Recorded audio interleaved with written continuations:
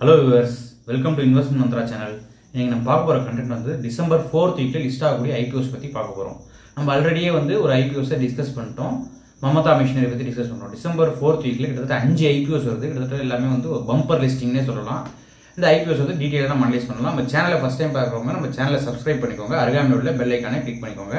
இப்போ நம்ம பார்க்க போற ஐபிஓ செகண்ட் ஐபிஓ பாத்தீங்கன்னா வந்து டிரான்ஸ்ரயில் லைட்டிங் அந்த ஐபிஓ பத்தி பார்க்க போறோம். இவங்க ஒரு இன்ஃப்ராஸ்ட்ரக்சர் கம்பெனின்னு சொல்லலாம். அதாவது இன்ஜினியரிங் ப்ரோக்யூர்மெண்ட் கன்ஸ்ட்ரக்ஷன்ஸ் இதுதான் இவங்களுடைய வேலை. இன்ஃப்ராஸ்ட்ரக்சருக்கு நிறைய பட்ஜெட்ல நிறைய ஒதுக்கியிருக்காங்க. நம்ம நிறைய இன்ஃப்ராஸ்ட்ரக்சர் கம்பெனி ஐபிஓஸ் ரீசெண்டாக வர்றதையும் பார்த்துட்டு இருக்கோம். ஆப்கான்ஸ் இன்ஜினியரிங்லேருந்து நிறைய ஐபிஓஸ் வந்து என்விரோ மாரி நிறைய இன்ஃப்ராஸ்ட்ரக்சர் கம்பெனியை பார்த்துட்டு இருக்கோம். ஸோ இந்த இன்ஃப்ராஸ்ட்ரக்சர் பட்ஜெட் மூலியமாக தான் இவங்களுடைய ரெவன்யூஸ் எல்லாமே வரப்போகுது. இந்த கம்பெனியோட கிரே மார்க்கெட் பிரீமியம் இந்த கிரே மார்க்கெட் பிரீமியம் பாசிட்டிவாக இருந்துச்சுன்னா அந்த ஐபிஓ வந்து கண்டிப்பாக வந்து பாசிட்டிவாக ரிட்டர்ன் கொடுக்கும். சப்போஸ் நெகட்டிவாக இருந்தால் நெகட்டிவ் ரிட்டர்ன்ஸ் லிஸ்டிங்ல வந்து லாஸ் இருக்கும். இந்த கிரே மார்க்கெட் பிரீமியம் பார்த்தீங்கன்னா கிட்டத்தட்ட வந்து 27%லேருந்து 41% இருக்கு. ஆஸ் அண்ட் டே 1 அதாவது டிசம்பர் 19 அன்னைக்கு கிரே மார்க்கெட் பிரீமியம் 41% இருக்கு. இதோட கிரே மார்க்கெட் பிரீமியம் அதே மாதிரி இந்த கம்பெனியோட பேராமீட்டர்ஸ் இந்த கம்பெனியோட வந்து குவாலிட்டி ஸ்டாக்கோட குவாலிட்டி பார்த்தீங்கன்னா ROE return on equity and return on capital employed பார்த்தீங்கன்னா வந்து 17.8% இருக்கு. Return on equity return on capital employed வந்து 21.3% இருக்கு. Based on last 3 years data அதாவது ஃபினான்ஷியல் 22லேருந்து 24 வரைக்கும். அதே மாதிரி இந்த கம்பெனி growth வளர்ச்சி எப்படி இருக்கு, கம்பெனி வந்து மீண்டும் வளரும் அப்படின்னு பார்த்தீங்கன்னா இந்த growth வந்து இந்த ரெவென்யூஸ் வந்து 32% அளவுக்கு growth இருக்கு லாஸ்ட் 3 இயர்ஸ்ல. அதே மாதிரி ப்ராஃபிட் அண்ட் ஆஃப்டர் டாக்ஸ் அது பார்த்தீங்கன்னா 90% growth இருக்கு. ஸோ எக்ஸலண்டா இருக்கு. அதே மாதிரி இந்த கம்பெனியோட வேல்யூஷன்ஸ் பாருங்க PE and price per book value. PE வந்து 24.9 இருக்கு. ரொம்ப அதிகம்னு சொல்ல முடியாது, ரொம்ப நல்ல எக்ஸலண்டான PEன்னு சொல்ல முடியாது, கொஞ்சம் ஒரு ஆவரேஜ் சுமாரான PEன்னு தான் சொல்லலாம் PE பொறுத்த வரைக்கும். Price per book value okay தான் 3.8 டைம்ஸா இருக்கு. இந்த கம்பெனி வந்து பிளஸ் அப்படின்னு பாத்தீங்கன்னா இன்ஃப்ராஸ்ட்ரக்சரை டிபெண்ட் பண்ணி இருக்கு. அதே மாதிரி நிறைய கிளைண்ட்ஸ் இருக்காங்க இந்த கம்பெனிக்கு. கிட்டத்தட்ட ஃபாரின் லெவல்லையும் நிறைய கிளைண்ட்ஸ் இந்த கம்பெனிக்கு இருக்காங்க. பொதுவாக பார்த்தீங்கன்னா இந்த ஃபின்லாண்டு, கென்யா, நைஜீரியா இந்த மாதிரி கண்ட்ரீஸ்ல கூட குளோபல்ல கிட்டத்தட்ட இந்த கம்பெனி வந்து ஒரு 58 கண்ட்ரீஸ்ல வந்து இவங்களோட ஆப்ரேஷன்ஸ் இருந்துட்டு இருக்கு. இவங்களோட ரெவன்யூஸ் பார்த்தீங்கன்னா பொதுவாக வந்து இந்த பவர் டிரான்ஸ்மிஷன் டிஸ்ட்ரிபியூஷன் அதாவது பவர் செக்டார்லேருந்து கிட்டத்தட்ட 83% அளவுக்கு இவங்களோட ரெவன்யூஸ் வந்துட்டு இருக்கு. சிவில் கன்ஸ்ட்ரக்ஷன்ஸ் பார்த்தீங்கன்னா அதுலேருந்து ஒரு 9% அளவுக்கு இவங்களுக்கு ரெவன்யூஸ் வந்துட்டு இருக்கு. ரயில்வேலேருந்து 2.5% அளவுக்கு வந்துட்டு இருக்கு. போர்ட்ஸ் அண்ட் லைட்டிங் இதில் பார்த்தீங்கன்னா ஒரு 4.4% அளவுக்கு இவங்களோட ரெவன்யூஸ் வந்துட்டு இருக்கு. கிட்டத்தட்ட 2008 ஆரம்பிச்ச கம்பெனி கிட்டத்தட்ட அரௌண்ட் வந்து ஒரு 16 வருஷம் ஆகுது. நிறைய கிட்டத்தட்ட இதுக்கு மேலே ஒரு 200 ப்ராஜெக்ட்ஸ் மேலே கம்ப்ளீட் பண்ணியிருப்பாங்க. ஒரு ஸ்ட்ராங்கான ட்ராக் ரெக்கார்ட் இருக்கு இந்த கம்பெனியை பொறுத்த வரைக்கும். இன்ஃப்ராஸ்ட்ரக்சர் எப்பயுமே ஒரு அழியாத ஒரு செக்டார்னு சொல்லலாம். இப்போ இன்ஜினியரிங் எடுத்தோம்னா சிவில் இன்ஜினியரிங், மெக்கானிக்கல் இன்ஜினியரிங், அப்புறம் வந்து எலக்ட்ரிக்கல் இன்ஜினியரிங் வந்து ஒரு பேஸ். எல்லா இன்ஜினியரிங்கும் இதுதான் பேஸ். மற்ற இன்ஜினியரிங்லாம் வந்து மேலே போகும் கீழே வரும். ஆனால் இது என்னைக்குமே ஒரு அழியாத செக்டர். அதே மாதிரி வந்து இன்ஃப்ராஸ்ட்ரக்சர் என்பது வந்து வளர்ந்து வரும் நாடான இந்தியாவுக்கு அதாவது அழியாத ஒரு செக்டார். அந்த செக்டாரில் நம்ம கண்டிப்பாக வந்து நல்ல வேல்யூஷன் வந்து இன்வெஸ்ட் பண்ணலாம். கம்பெனியோட வீக்னஸ் பார்த்தீங்கன்னா பொதுவாக பேசிக்கலாகவே வந்து இவங்க வந்து கவர்மெண்ட்டோட கான்ட்ராக்ட்ஸ் டிபெண்ட் பண்ணி தான் இருக்காங்க. அது இந்தியன் கவர்மெண்ட்டாக இருக்கட்டும், இப்போ அப்ராட் கவர்மெண்ட்டாக இருக்கட்டும், வந்து கவர்மெண்ட் கான்ட்ராக்ட்ஸ் ஏதாவது கவர்மெண்ட் மாறுது இல்லை கவர்மெண்ட்ல ஏதாவது வந்து ஒரு அன்சர்டனிட்டி இருக்குன்னா அப்போ வந்து இந்த ஸ்டாக்ஸ் கீழே விழுறதுக்கான வாய்ப்புகள் இருக்கு. அதே மாதிரி வந்து ஹியூஜ் ஒர்க்கிங் கேபிட்டல் நிறைய எக்கச்சக்கமாக பணம் தேவைப்படும் அவங்களுடைய ரொட்டேஷனுக்காகவே. அதனால வந்து இவங்களோட டாப் 10 கிளைண்ட்ஸ் மூலியமாவே கிட்டத்தட்ட வந்து 67% ஆஃப் த ரெவன்யூஸ் இவங்களுக்கு வந்துட்டு இருக்கு. இந்த ஐபிஓ எதுக்காக வராங்க பார்த்தீங்கன்னா ஒன்று வந்து offer for sale. So promoter அவங்களோட ஹோல்டிங்கை குறைச்சிக்கிறாங்க. இன்னொன்று வந்து ஒர்க்கிங் கேபிட்டல். அதுக்கப்புறம் இன்னொன்று பார்த்தீங்கன்னா வந்து கேபிட்டல் எக்ஸ்பெண்டிச்சர் ரெக்யூர்மெண்ட். இந்த 3 பர்பஸுக்காக வராங்க. ஸோ நிறைய வந்து கன்ஸ்ட்ரக்ஷன்ஸ் நிறைய பண்ணிருக்காங்க. இது வரைக்கும் வந்து 34,654 சர்க்கியூட் கிலோமீட்டர்ஸ் வந்து டிரான்ஸ்மிஷன் லைன்ஸ் நிறுவிருக்காங்க. அதே மாதிரி வந்து 30,000 கிலோமீட்டர் வந்து டிஸ்ட்ரிபியூஷன் லைன்ஸ் இந்த எலக்ட்ரிசிட்டி டிஸ்ட்ரிபியூஷன் லைன்ஸ் வந்து நிறுவிருக்காங்க. ஸோ ஒரு மிகப்பெரிய ஒரு கம்பெனின்னு சொல்லலாம். இவங்களுடைய மார்க்கெட் கேபிடேஷன் பார்த்தீங்கன்னா 5,799 கோடி, நெட்வொர்க் வந்து 1,540 கோடியா இருக்கு. இந்த கம்பெனியோட ப்ரொமோட்டர் ஹோல்டிங் பார்த்தீங்கன்னா 71%. இந்த கம்பெனியோட PE வந்து 24.9. ஸோ லாஸ்ட் 3 இயர்ஸ்ல உங்களோட ஃபினான்சியல்ஸ் எப்படி இருக்கிறதையும் பார்க்கலாம். 22, 23, 24 ரெவன்யூஸ் பார்த்தீங்கன்னா 2,350 கோடி, அப்புறம் 23ல 3,352 கோடி, அப்புறம் 24ல வந்து 4,077 கோடி. கிட்டத்தட்ட வந்து ரெவன்யூஸ் வந்து லாஸ்ட் 2 இயர்ஸா ஒரு 32% வளர்ச்சி இருக்கு. அதே மாதிரி ப்ராஃபிட் ஆஃப்டர் டாக்ஸ் பார்த்தீங்கன்னா வந்து 22ல வந்து 65 கோடி, அதுக்கப்புறம் 23ல வந்து 108 கோடி, அதுக்கப்புறம் 24ல வந்து 233 கோடி. இதுவுமே ஒரு கன்சிஸ்டன்டான ஒரு வளர்ச்சியில இருக்கு. இந்த கம்பெனியோட டெப்ட் பார்த்தீங்கன்னா கடன் அளவு 477 கோடியா இருக்கு 2022ல, 23ல 621 கோடி, அதுக்கு பிறகு வந்து 24ல வந்து 667 கோடியா இருக்கு. இந்த கம்பெனியோட நெட் ஒர்த் பாத்தீங்கன்னா வந்து 599 கோடியா இருக்கு 22ல, 23ல பாத்தீங்கன்னா 709 கோடி, அப்புறம் 24ல பாத்தீங்கன்னா 1076 கோடியா இருக்குங்க. இந்த கம்பெனியோட ரிட்டர்ன் ஆன் ஈக்விட்டி எப்படி இருக்குன்னு பாத்தீங்கன்னா 22ல வந்து 10.8% அளவுக்கு growth இருக்கு. அதுக்கப்புறம் 16.4% அளவுக்கு growth 23ல.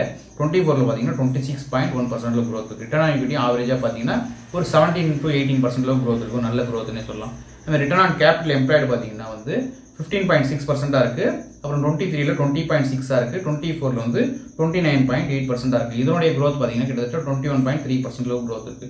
Dept to equity ratio டெப்ட்டும் ரொம்ப கம்மியா தான் இருக்கு. 1க்கு கீழ தான் இருக்கு டெப்ட் டு ஈக்விட்டி. 0.8 இருக்கு 22ல, 23ல 0.9 இருக்கு, 24ல வந்து 0.6. ஆவரேஜா பாத்தீங்கன்னா 0.8 ஒரு நல்ல டெப்ட் ஈக்விட்டி ரேஷியோ. இவங்க வந்து ப்ரோமோட்டர்ஸ் வந்து ஸ்டாக்ஸ் வந்து பிளட்ஜ் பண்ணிருக்காங்க. பிளட்ஜிங் ஆஃப் ஷேர்ஸ் பண்ணிருக்காங்க. கட்டாயமா இல்ல. ஜீரோ பிளட்ஜ் தான் ஷேர்ஸ் பொறுத்த வரைக்கும். இந்த கம்பெனி அப்ளை பண்றதுக்கான டேட் பாத்தீங்கன்னா வந்து ஆஸ் வெல் சேம் தான் மமதா மிஷினரி மாதிரியே தான் வந்து டிசம்பர் 19ல இருந்து டிசம்பர் 23 லிஸ்ட் ஆகிறது வந்து டிசம்பர் 27 அதாவது கிறிஸ்மஸ்க்கு பிறகு வந்து இந்த கம்பெனி வந்து லிஸ்ட் ஆகுது. இந்த கம்பெனியோட ஐபிஓ சைஸ் பாத்தீங்கன்னா கிட்டத்தட்ட ஒரு 839 கோடி. இதுல வந்து ஃப்ரெஷ் இஷ்யூஸ் வந்து பாத்தீங்கன்னா 400 கோடி, ஆஃபர் ஃபார் சேல் வந்து ஒரு 439 கோடி. இதனுடைய பிரைஸ் பேண்ட் பாத்தீங்கன்னா 410 ரூபாயில இருந்து 432 ரூபா. ஸோ எல்லாருமே அப்ளை பண்ணது கட்டாயமா வந்து ஹையர் கட் ஆஃப் பிரைஸை போடுங்க, ஹை பிரைஸை போடுங்க. அப்பதான் கிடைக்கிறதுக்கான வாய்ப்புகள் நமக்கு நிறையவே இருக்கு. அதே மாதிரி வந்து இந்த கம்பெனி வந்து ஆஸ் அண்ட் டே 1ல வந்து சப்ஸ்கிரிப்ஷன் எந்த அளவுக்கு ஆயிருக்கு அப்படின்னு பாத்தீங்கன்னா வந்து கிட்டத்தட்ட 2 மடங்குக்கு மேல ஆயிருக்கு. அதாவது ஓவரால் டோட்டல் சப்ஸ்கிரிப்ஷன்ல ஒரு நல்ல சப்ஸ்கிரிப்ஷன் சொல்லலாம் டே 1ல. அதுல ரீட்டைல் கோட்டா பாத்தீங்கன்னா எஸ்பெஷலி வந்து கிட்டத்தட்ட 2.98%, அதாவது 3 மடங்கு ஆயிருக்கு. அப்போ 3 பேர்ல ஒருத்தவங்களுக்கு தான் கிடைக்கும் ஆஸ் அண்ட் டே 1ல. இன்னும் டே 2 இருக்கு, டே 3 இருக்கு. ஸோ வந்து நிறைய காம்படிஷன் இருக்கும். குறைஞ்சது ஒரு 10 பேர் 20 30 பேருக்கு ஒருத்தவங்களுக்கு தான் கிடைக்கிறதுக்கான வாய்ப்புகள் இருக்கும். ஸோ கட்டாயமா அப்ளை பண்ணுங்க. அப்ளை பண்ணும்போது ஏதாவது ஒரு ஐபிஓ கிடைக்கிறதுக்கான நமக்கு நிறையவே வாய்ப்புகள் இருக்கு. அடுத்த ஐபிஓ பாத்தீங்கன்னா அந்த டேம் கேபிட்டல் பத்தி பார்க்க போறோம். இந்த DAM capital advisor limited IPO இதுவுமே சேம் தான். லிஸ்டிங் டேட் வந்து டிசம்பர் 27. அதே அப்ளை பண்ற டேட் வந்து டிசம்பர் 19ல இருந்து டிசம்பர் 23 இந்த 3 நாள்ல அப்ளை பண்ணிட்டாங்க. இவங்க என்ன பண்றாங்க அப்படின்னு பாத்தீங்கன்னா வந்து மெர்ச்சன்ட் பேங்கிங் சொல்லலாம். அதாவது ஒரு இன்வெஸ்ட்மெண்ட் பேங்கர்னு சொல்லலாம். இப்போ நம்ம ஷேர்லாம் அப்ளை பண்றோம், அந்த ஐபிஓலாம் அப்ளை பண்றோம், அதுக்கெல்லாம் ஒரு ஏஜென்ட் மாதிரின்னு வச்சுக்கலாம். அதுதான் இவங்களுடைய வேலை. கம்பெனி எக்ஸலண்டா இருக்கு. இந்த கிரே மார்க்கெட் பிரீமியம் வந்து இவங்களுக்கு டிரான்ஸ்ரைல விட பெட்டரா இருக்கு. கிட்டத்தட்ட 60% அளவுக்கு இருக்கு. இந்த ஐபிஓ வர்றதுலேயே வந்து Mamata machinery excellent grey market premium, அதுக்கு பிற்பாடு கிரே மார்க்கெட் பிரீமியம் எக்ஸலண்ட் இருக்கிறது 60%, அதாவது மினிமமா 38%ல இருந்து லாஸ்ட் 5 டேஸ்ல மேக்ஸிமம் வந்து 60% இருக்கும். ஸோ கட்டாயமா வந்து இந்த ஐபிஓவும் நம்ம அப்ளை பண்ணலாம். இவங்க அப்ளை பண்ண ஐபிஓட சைஸ் பாத்தீங்கன்னா கிட்டத்தட்ட அதே தான் 840 கோடி. அது 839 840 கோடி. இவங்க வர்றது டோட்டலாவே ஆஃபர் ஃபார் சேல். ப்ரொமோட்டர் அவங்களுடைய ஹோல்டிங்கை வந்து டைலூட் பண்ணிக்கிறாங்க. இதோட ஐபிஓ பிரைஸ் பாத்தீங்கன்னா 269 ரூபாயில இருந்து 283 ரூபா. ஒரு லாட்டுக்கு 53 ஷேர் தருவாங்க. இதனுடைய ஒரு லாட்டுக்கான நமக்கு அமௌண்ட் வந்து 14,999 ரூபா தேவைப்படும். ரீட்டைல் இன்வெஸ்டருக்கு நாம வந்து 2 lakhs வரைக்கும் அப்ளை பண்ணிக்கலாம். கிட்டத்தட்ட ஒரு 13 லாட் வரைக்கும் நம்ம அப்ளை பண்ணிக்கலாம். இது எப்படி பிரிக்கிறாங்க வந்து குவாலிஃபைடு இன்ஸ்டிடியூஷனல் பையர்ஸுக்கு வந்து ஒரு 50% அலாட் பண்றாங்க. ரீட்டைல் இன்வெஸ்டர்ஸ்க்கு 35%, நான் இன்ஸ்டிடியூஷனல் இன்வெஸ்டர்ஸ் அதாவது வந்து ஹை நெட் ஒர்த் இண்டிவிஜுவல்ஸ்க்கு வந்து 15%. இதுல பாத்தீங்கன்னா ஐபிஓல சில ஐபிஓஸ் வந்து ரீட்டைல் இன்வெஸ்டருக்கு வந்து 10% தான் அலாட் பண்ணுவாங்க. இங்க வந்து 35%. ஸோ கிடைக்கிறதுக்கான வாய்ப்புகள் கொஞ்சம் அதிகமாகவே இருக்குன்னு சொல்லலாம். ஸோ இவங்க வந்து இந்த ஐபிஓஸ் அலாட் பண்றது இப்போ இவங்க வந்து சக்சஸ்ஃபுல்லி வந்து கிட்டத்தட்ட வந்து 72 ஈக்விட்டி கேபிட்டல் மார்ஜின்ஸ் மார்க்கெட்ஸ் வந்து ரன் பண்ணியிருக்காங்க. அதில் பார்த்தீங்கன்னா வந்து ஒரு 27 ஐபிஓஸ் ரீசெண்ட் டைம்ஸில், ஒரு 16 qualified institutional placements, 6 offer for sales, அப்புறம் வந்து 6 ப்ரெஃபரன்ஷியல் இஷ்யூஸ், அப்புறம் வந்து 4 ரைட் இஷ்யூ, இதெல்லாம் வந்து சக்ஸஸ்ஃபுல்லாக பண்ணியிருக்காங்க. 8 பைபேக்ஸ் எல்லாமே பண்ணியிருக்காங்க. இந்த கம்பெனி கிட்டத்தட்ட யூஎஸோடைய ஒரு சப்சிடரி யூனிட்னே சொல்லலாம். கிட்டத்தட்ட இந்த கம்பெனி வந்து 1993 ஆரம்பிக்கப்பட்ட கம்பெனி. நிறைய பேர் மாற்றங்கள், நிறைய வந்து ப்ரொமோட்டர்ஸ் வந்து மாறிட்டே வந்திருக்காங்க. ஆரம்ப காலகட்டத்தில் வந்து எஸ்எஸ் காந்திலால் ஈஸ்வர்லால் செக்யூரிட்டிஸ் லிமிட்டடா இருந்துச்சு, பிரைவேட் லிமிட்டடா இருந்துச்சு. அதுக்கப்புறம் 93 94ல வந்து எஸ்எஸ்கேஐபி அப்படின்னு சொல்லிட்டு மாறிச்சு. 2008ல நம்ம எல்லாருக்கும் தெரிஞ்ச ஐடிஎஃப்சி அவங்க கைக்கு மாறிச்சு. அப்புறம் 2019ல வந்து தர்மேஷ் அனில் மேத்தா அப்படின்ற ஒரு கைக்கு மாறிச்சு. அதுதான் வந்து டேம்னு வந்து சுருக்கி வச்சிருக்காங்க. டேம் கேபிட்டல் அட்வைசர் லிமிடெட்னு வச்சிருக்காங்க. இந்த கம்பெனிஸோட last 1 year revenue and profit after tax பார்த்தீங்கன்னா ரெவன்யூஸ் வந்து 114% வந்து அதிகரிச்சிருக்கு. ப்ராஃபிட் ஆஃப்டர் டேக்ஸ் பார்த்தீங்கன்னா கிட்டத்தட்ட 713, அதாவது 713% வந்து அதிகரிச்சிருக்கு லாஸ்ட் 1 இயர்ல. அதே மாதிரி இந்த கம்பெனியோட ஃபினான்ஷியல்ஸ் எப்படி இருக்குன்னு பார்க்கலாம். கிரே மார்க்கெட் பிரீமியம் எக்ஸலண்டா இருக்கு, சப்ஸ்கிரிப்ஷனும் நல்லா இருக்கு, அதை பத்தி லேட்டரா டிஸ்கஸ் பண்ணலாம்.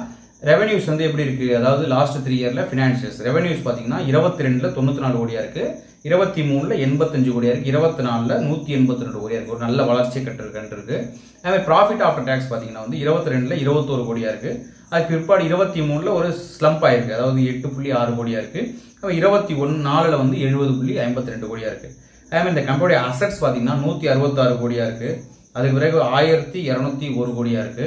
அதுக்கு பிறகு 214 கோடியா இருக்கு அசெட். இந்த கம்பெனியோட நெட் ஒர்த் பாத்தீங்கன்னா 87 கோடியா இருக்கு. அதுக்கு பிறகு வந்து 95 கோடியா இருக்கு. அதுக்கு பிறகு வந்து 162 கோடி நெட்வொர்த்து கன்சிஸ்டண்டா வளர்ந்து வந்துட்டு இருக்கு. பாரோயிங்ஸ் இந்த கம்பெனியோட கடன் பாத்தீங்கன்னா அந்த அளவுக்கு இல்ல. 1.4 crore இருக்கு. அதுக்கு பிறகு 3.29 crore இருக்கு. அப்புறம் 24ல பாத்தீங்கன்னா 4.93 crore இருக்கு. இந்த கம்பெனியோட ரிட்டர்ன் ஆன் ஈக்விட்டி பாத்தீங்கன்னா வந்து 28.5% இருக்கு. 22ல 23ல வந்து 9.5% இருக்கு. அப்புறம் 24ல வந்து 54.7% இருக்கு. ரிட்டர்ன் ஆன் ஈக்விட்டி கொஞ்சம் எக்ஸலென்ட்டாவே இருக்கு. இந்த கம்பெனியோட மார்க்கெட் கேபிடேஷன் வந்து ஒரு 2000 கோடி. ரிசர்வ்ஸ் அண்ட் சர்ப்ளஸ் பாத்தீங்கன்னா 22ல 73.8 கோடியா இருக்கு. 22ல 73.8 கோடியா இருக்கு. 23ல வந்து 80.9 கோடியா இருக்கு. 24ல வந்து 148 கோடியா இருக்கு. இந்த கம்பெனியோட ROC return on capital employed பாத்தீங்கன்னா வந்து 44.9 இருக்கு. மீன் டெப்ட் ஈக்விட்டி ரேஷியோ ஒண்ணுமே இல்லை. நம்ம ஆல்ரெடி பார்த்தோம். கடன் வந்து இந்த கம்பெனிக்கு பெருசா இல்ல. கம்பெனி வந்து லாஸ்ட் 12 monthsல வந்து ஒரு 50 கோடிக்கு மேல ப்ராஃபிட் கொடுத்துருக்காங்க. பார்த்தீங்கன்னா கட்டாயமா கொடுத்துருக்காங்க. இவங்க ஐபிஓ வந்து ஐபிஓல வரதுக்கு இந்த இஷ்யூஸ்லாம் சொல்லுவாங்க. இந்த ஐபிஓஸ் ப்ரெஃபரன்ஷியல் இஷ்யூஸ் இதெல்லாம் பாத்தீங்கன்னா வந்து 2023ல 234 இருந்துச்சு வந்த நம்பர் ஆஃப் இஷ்யூஸ். இப்போ பாத்தீங்கன்னா ஃபினான்ஷியல் 24ல 316. நிறைய நமக்கு ஐபிஓஸ் வருது, பைபேக்ஸ் வருது. ஸோ அதனால இந்த கம்பெனிஸ் வந்து ரெவன்யூஸ் இந்த கமிஷன் பேசிஸ்ல ரெவன்யூஸ் கிடைக்க வாய்ப்புகள் இருக்கு. கம்பெனி வந்து ப்ரொமோட்டர் பிளட்ஜ் ஏதாவது பண்ணிருக்காங்க பார்த்தா பிளட்ஜ் இல்லை. ஒரே ஒரு மைனஸான விஷயம் என்னன்னா கேஷ் ஃப்ளோ வந்து கொஞ்சம் நெகட்டிவ் கேஷ் ஃப்ளோவா இருக்கே தவிர மற்றபடி எல்லா விதத்துலையுமே பக்காவாக தான் இருக்கு இந்த கம்பெனியை பொறுத்த வரைக்கும். இந்த கம்பெனி வந்து டே 1ல வந்து எப்படி சப்ஸ்கிரைப் ஆகிருக்கிறதையும் பார்த்துக்கலாம். டே 1ல பார்த்தீங்கன்னா வந்து டோட்டலாக வந்து 2.79 அதாவது 2.2 மடங்கு வந்து சப்ஸ்கிரைப் ஆயிருக்கு. இதில் ரீட்டைல் போர்ஷன் பார்த்தீங்கன்னா வந்து 2.95. அப்புறம் வந்து QIB அதெல்லாம் வந்து பெரிய அளவில் ஆகல. நெட் இன்ஸ்டிடியூஷனல் இன்வெஸ்டர்ஸ் பார்த்தீங்கன்னா 3.74. ஸோ இதுவுமே ஹெவி காம்படிஷனாக இருக்கும். கிட்டத்தட்ட வந்து நம்ம அப்ளை பண்ணோம் 10 மடங்கோ 20 மடங்கோ 30 மடங்கோ அது பேஸ்ட் ஆன் டே 3 23ஆம் தேதி நமக்கு வந்து கிளியராக கட் ஆஃப் தெரிய வரும்.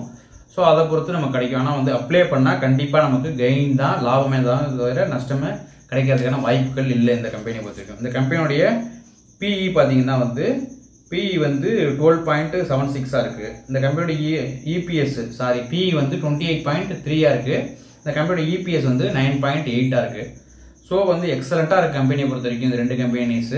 இந்த டைம்ல 5 IPOஸ்ல மமதா கட்டாயமா அப்ளை பண்ணலாம், கிடைச்சதுன்னா லாபம் தான். அதே மாதிரி வந்து டேம் கேபிட்டலும் அப்ளை பண்ணா கட்டாயமா லாபம் தான். நம்ம டிஃபரெண்டா அப்ளை பண்ணலாம். டிரான்ஸ்லேட்டும் அப்ளை பண்ணலாம். இது போக இன்னும் 2 IPOs இருக்கு.